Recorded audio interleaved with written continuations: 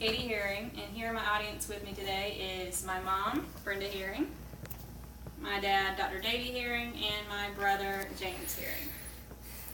My specific purpose statement is to persuade you, the audience, the consequences of aggressively treating a patient and what measures should be taken.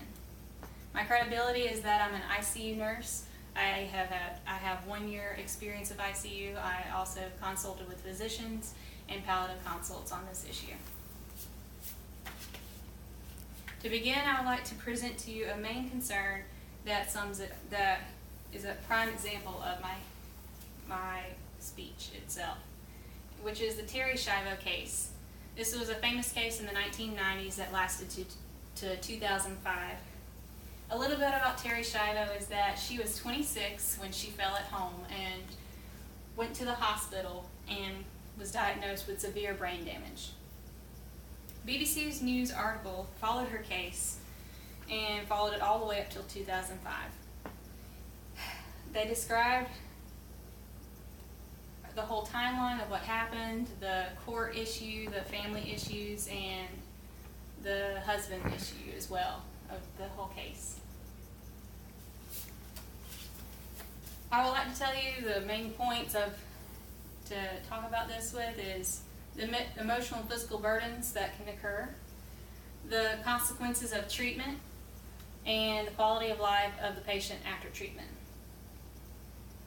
To begin with, I would like to say about the emotional and physical burdens. I want you to imagine going on an ambulance ride with your loved one, rushing to the hospital, and after a series of tests done and hours of waiting, the doctor finally comes in and gives you a severe diagnosis such as brain damage. You and your family member, the patient, are in shock. And then they have anger. They go through a series of emotions of shock, anger, grief, and they don't know what to do. And they are trying to figure out what's the next plan to do. What do they need to do? Religious Tolerance website mentioned they did a series of interviews on the parents, the husband, and the political media, as well as churches, about this issue and the burdens that the family and husband endured. After knowing this diagnosis,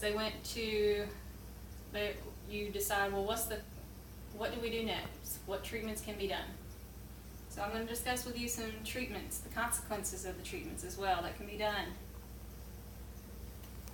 Some treatments I want to talk to you about is being on CPR, like having CPR being performed, being on a ventilator, having dialysis performed, and being placed on a medication called vasopressors. This is a picture of someone performing CPR. If it is done correctly and accurately, you will break ribs. After breaking so many ribs, a person is not able to breathe on their own and has to be placed on a ventilator. Some other treatments that can be done is hemodialysis. Hemodialysis is where a person, their kidneys aren't working efficiently and have to have a machine to help pull off extra fluid. Some side effects can be bleeding, fatigue, nausea, and decreased blood pressure. Here's a picture of being placed on a ventilator. It can cause pneumonia if you're on it for too long.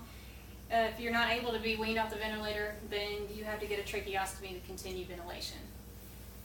I talked about the vasopressors, which help keep your blood pressure up. If you're on it for too long, it constricts your blood vessels in your fingers and your toes, so much so that you'll lose perfusion and it causes your fingers and toes to necrose, and it could potentially cause them to fall off. After knowing these consequences of treatment, what kind of quality of life does your patient, your family member, have after receiving these treatments? For Terry Schiavo's case, she was sitting in a wheelchair and then she deteriorated over time and was bedbound. Something to worry about is her having maybe bed sores to occur if she's not turned properly. What kind of mentality did she have? Was she still there, or was she trapped in her mind? In her case, she had a feeding tube because she was placed on a ventilator, and she had to get nutrition through a feeding tube, which only prolonged her life and her suffering. You got to think about the burden on the family, the physical and emotional burden that occurs during this time. National Healthcare Decision Day website was very proactive about this and wants people to make a living will and write down what they want their wishes to be done now. Michael Shire, their main motto was, "It seems too early until it's too late." Michael Shire even quoted, "Make a living will, write it down, talk about it. Death is going to happen to everyone.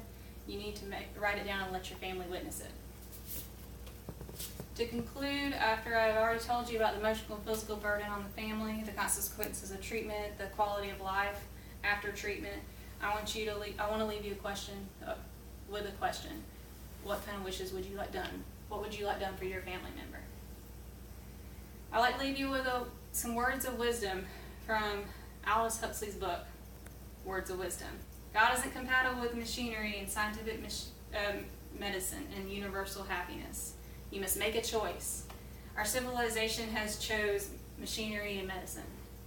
Thank you for your time. Hope you have a great day.